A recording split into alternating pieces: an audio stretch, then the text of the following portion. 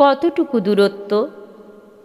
সহস্র আলোকবর্ষ চকিতে পার হয়ে আমি তোমার সামনে এসে হাঁটু গেড়ে বসে তোমার নগ্ন কোমরের কাছে উষ্ণ নিঃশ্বাস ফেলার আগে অলঙ্কৃত পাড় দিয়ে ঢাকা অদৃশ্য পায়ের পাতা দুটি বুকের কাছে এনে চুম্বন ও অশ্রু জলে ভেজাতে চাই। আমার ৩৭ বছরের বুক কাঁপে। আমার ৩৭ বছরের বাইরের জীবন মিথ্যে হয়ে যায়। বহুকাল পর অশ্রু বিস্তৃত শব্দটি অসম্ভব মায়াময় মনে হয়। ইচ্ছে করে তোমার দুঃখের সঙ্গে আমি দুঃখ মিশিয়ে আদর করি।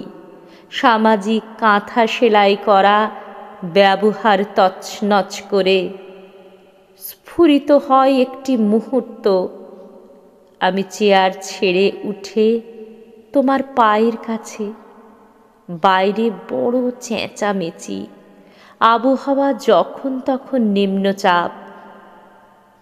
ধ্বংস ও সৃষ্টির বীজ ও ফসলে ধারাবাহিক কৌতুক।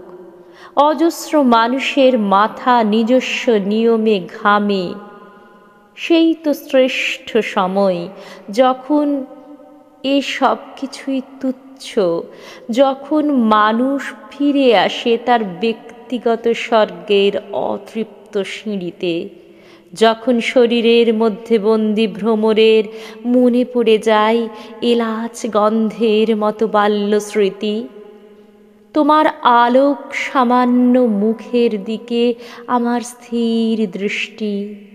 তোমার রেজি অভিমানের কাছে প্রতিহত হয় দুলোক সীমানা। প্রতীক্ষা করি ত্রিকাল দুলিয়ে দেওয়া গ্রীবা ভঙ্গির। আমার বুক কাঁপে, কথা বলি না। বুকে বুক রেখে যদি স্পর্শ করা যায়।